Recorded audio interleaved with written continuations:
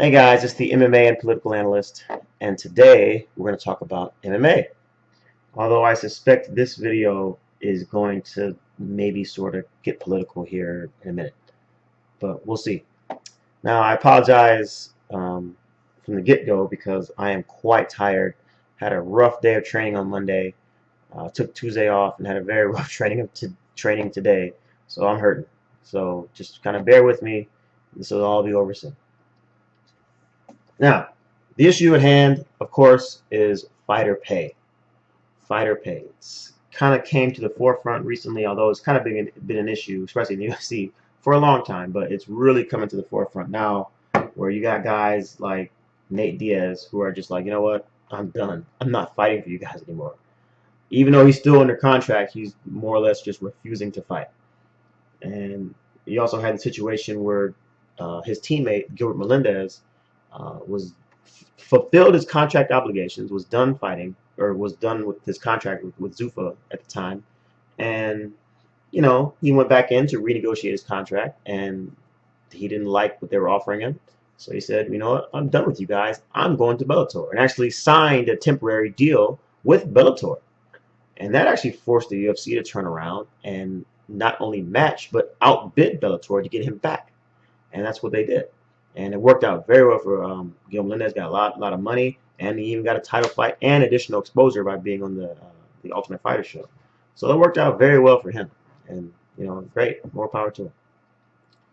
Uh, Nate Diaz, on the other hand, I don't think this is going to work out for him so well, only because he's still under contract. He hasn't fulfilled his entire contract yet. I think he had like 8-fight deal, something like that, and he.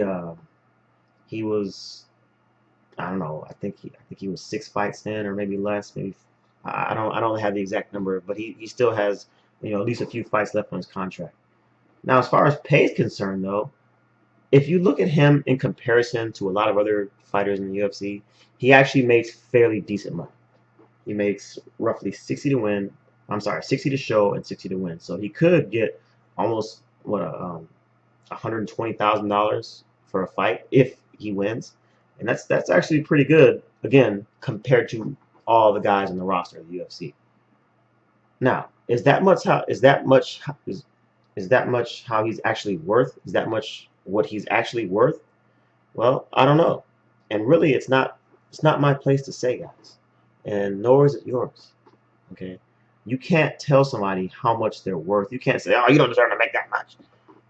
Why? Like who says that?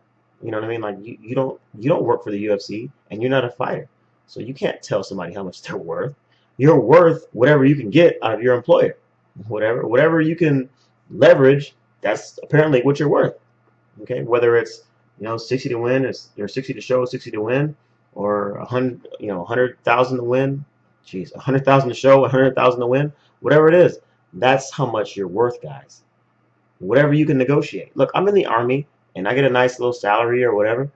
And if I could just somehow walk into, the big Army at the Pentagon and just be like, hey guys, I need a raise, like right now. And they were willing to give me one, you think I wouldn't take it? Of course I would. Okay, so would you. People out here watching this video, if you could somehow get your boss to give you a big raise, would you not take it? Of course you would. So I don't think anybody should be trying to hate on Nate Diaz for trying to do the same thing, right? Now, I know there's this whole argument that, oh, well, he's under contract. He signed a contract. He signed it. He signed it. Look, guys, if the UFC wanted to get rid of Nate Diaz at any given time, they could just cut him. Okay, any time. He fights, 4 fights, loses all 4 of them, and they cut him. Well, really, I thought he was signed for 8 fights. What happened to the contract then? What happened to 8 fights? That don't mean nothing then. Okay. So please don't give me this, oh, he signed a contract stuff, because if the company doesn't like you, they can just get rid of you. And you can't do the same thing in return, though. You can't just be like, okay, well, I quit you, I'm going to go fight for somebody else. You can't do that. But of course they can, right? So of course when it comes to these contracts and whatnot, everything is always kind of biased toward the stronger party, right?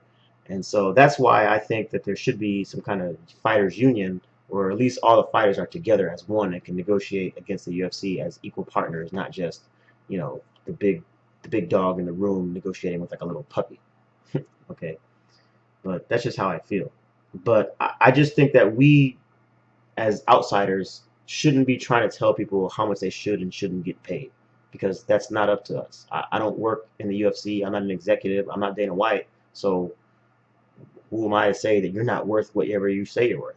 Okay, you go into the negotiating room and you figure that out. Okay. Now, what do I personally think about fighter pay? About how much these guys in the UFC are getting paid? I don't think they get paid enough. Not even close. Especially some of these undercard guys. Not even close. I mean, look, if you're in the UFC, it should be at that point a profession, meaning that's just what you do. You don't do anything else. You don't have a job. You don't, you know, you're not gonna go pull security guard work or firefighter work, or you're in the army and all that stuff. That's your singular focus in life should be the UFC and professional fighting. But for a lot of guys, especially undercard, it's not. It's not their singular focus. Some of these guys have jobs. Jobs. Who needs a job if you're in the UFC, right?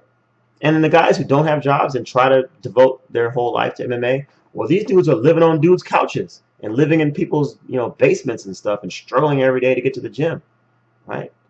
That's what a lot of these life for a lot of these, not all of them, of course, but a lot of these undercards fighters, that's how their life is. They're struggling, right? And some of them have families, families. I mean, think about it. If you're, a guy on the undercard making 8 and 8 and you got a kid or two, it's like, what? You know what I mean? You're literally fighting to feed your kids. That's crazy. You're fighting for a multi-billion-dollar organization and you're like struggling to feed your kids because you're only making, 8 to show and 8 to win. Whatever the minimum is for the UFC. That's just uncalled for, man. It's just uncalled for. This is supposed to be the highest level, organization in the world, and they should pay like it, right? I kind of get an icky feeling when I hear fighters talk about that. Like, yeah, man, I gotta get this win so I can, get my kid into that school we've always tried to get her into. Like, is that what you got riding on this? To me, if you go in there and fight in a cage against another human being, that shouldn't be your motivation, right? Because that's just like savagery. That's like some old school, like, fighting in lion's den stuff.